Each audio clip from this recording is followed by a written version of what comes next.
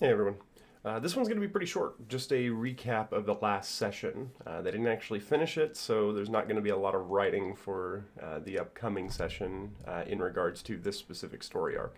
So they went to the Serpent's Reliquary and attempted to fight against the Yuan-Ti that are in there, that are led by cultists of Sesha. In my world, Sesha is a dark serpent god without flooding you with all the backstory of said god. Basically, fell from grace, did all kinds of good stuff, very Lucifer-esque.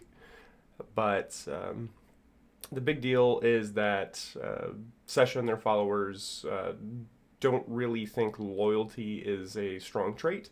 And really all that matters is gaining power and using one another to gain said power. So they are trying to defeat this group because they have found that Almac, the entity that they've been running into and struggling with and that has killed their compatriots, has brokered terms with the people within the Serpent's Reliquary. And so this is actually their third attempt at assaulting it. Every time that they go, they don't get very far, and they actually have suffered death, I think, every time that they've gone in there. Somebody has died. So this time they're going in, highest level that they've ever been, and they actually, well, whether it was just one person with a couple good ideas or the actual group had a really good idea, they did a lot better this time because it seemed like they had some sort of a plan. When they went in, every time that they've gone in so far, they've triggered the main trap that alarms the entire facility of their presence, which is still unknown to them because they didn't do identify, they didn't try any scrying attempts. Basically, just this is the first time that they've actually detected magic on it, even though they've known about it multiple times that they've gone in.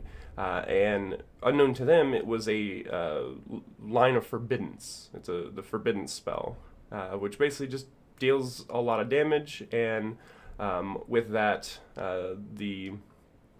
it triggers alarms in there as well. So everybody, not only do they get hurt for crossing that line, but everybody knows of their presence. So this time they brought a wizard along who successfully dispelled the forbidden, so they were actually able to enter without that triggering. They also brought Nysander, the rogue, who was able to check and basically take out the mundane physical traps that they had to announce to them that people are using their doors. They basically slid pieces of metal into the door so that it would be loud when the doors open up. And Nysander was able to find those and pull those. So they got into the main chamber, and they were really ready for a fight, but because nobody triggered any traps, they're not just going to be hanging out right outside their door, basically. So they're all doing their own business, doing what they need to do.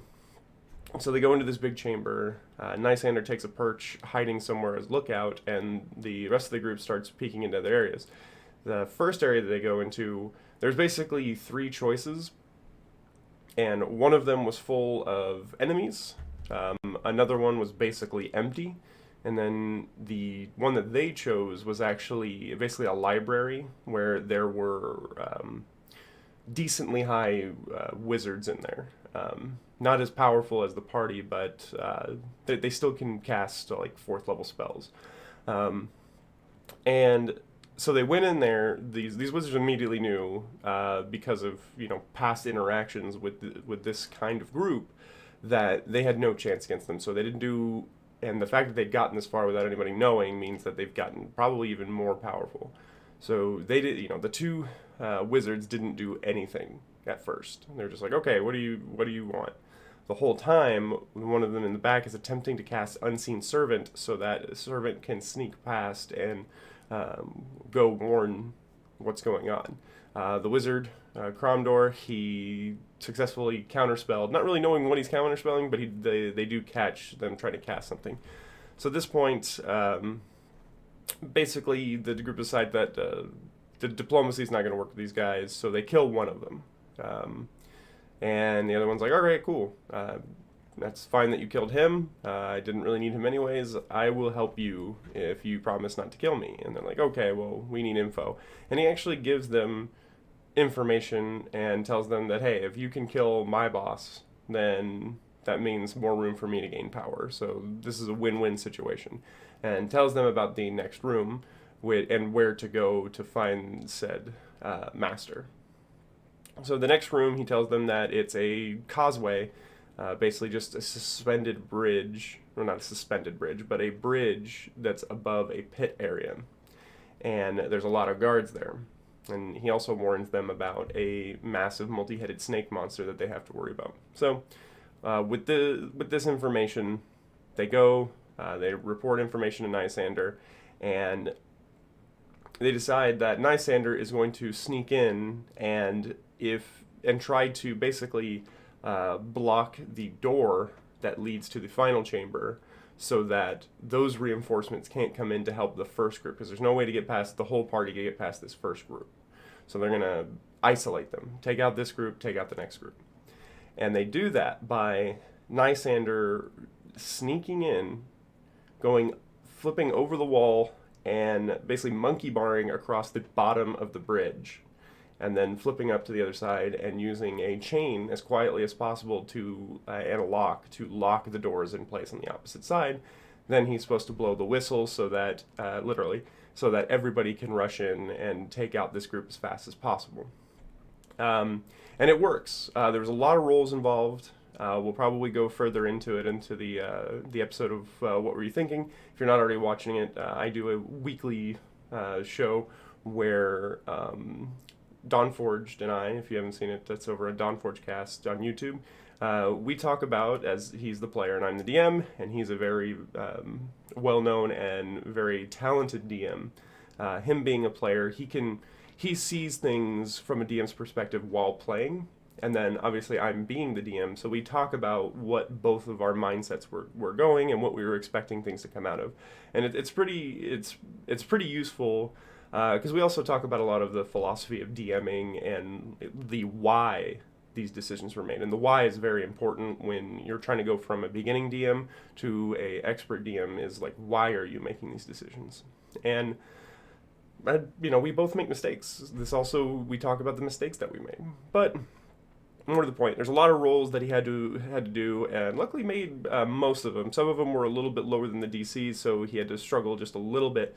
But he did succeed in what he was supposed to do, and was able to blow the whistle just about right before he was found out. At this point, the party charges in. The whole combat only lasts 6 rounds, so about 36 seconds. So they're able to take out the guards without the next room being able to do something about it. They may have been aware that there was sound going on, but between that, having to react, and then trying to get through the barred door, there just wasn't enough time for them. But they do make this fight, and what looked like an easy fight at first, because there was just 6 of these Yuan-Ti soldiers. One of them actually cast a spell that the wizard failed to counterspell, that took the stone effect that was on the massive multi-headed snake statue in the center of the causeway, and took away the stone flesh of it to basically release this giant monster. And this giant snake beast was just terrorizing the party. It took out the cleric, knocked him out specifically. They were able to save the cleric, and then the barbarian. The giant monster had to precariously sit itself on the edge to be able to fight and get to the cleric who was casting all these spells. So barbarian Jafar, he charged it and basically did 2 huge shoulder barges to shove it off the end. 50-foot drop. Did some good damage when it hit, so they went back to the fight that they were dealing with. These foes, there was only 6 of them, but they were pretty powerful each individually, so their attention was drawn. This thing definitely, while it was some good damage from the fall, wasn't nearly enough to kill it. So while it was down there, it cast haste, and with a climbing speed that it already had, was able to come right back up within about 6 seconds. And then with that, they had all pushed the front of the fight further along the causeway, except for Cromdor, the wizard, who was in the back. And Cromdor was throwing a lot of powerful spells and making it very difficult for this giant monster. And this monster is intelligent, very intelligent creature. And once it got up there, it wrapped its body around Cromdor. Just from the wrapping itself, he was knocked unconscious. That's how powerful this thing was. So, and then this is probably going to be a point of discussion in the video that I do with DFC, but at that point I had to make the decision on, is this a very intelligent creature going to just start ignoring the powerful wizard that caused it a lot of damage and might have been the reason that they got in here, or is he going to kill this person, or is he going to move on and attack the other people? Ultimately, I decided that he's just going to use two of his attacks to just straight kill coup de grace Cromdor. So the way it was done is he just took both hands, ripped him in half, threw both pieces off of the causeway, and then went on to start attacking the rest of the party. The party was really shocked by that, and maybe it was a mistake, but we'll talk about it. But yeah, the party was able to then defeat the rest of the creatures around and the monster. But at that point, we'd gone 4 hours in session, and we had to end there. So they still have the final chamber to deal with, which is going to be pretty significant time requirement in the session as well. So we'll see how it goes. Yeah, that was the last session that we did.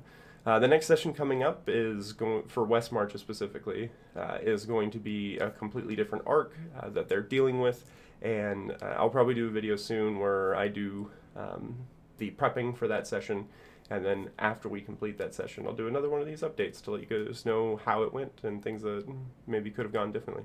Right? Thanks a lot for watching. See you next time.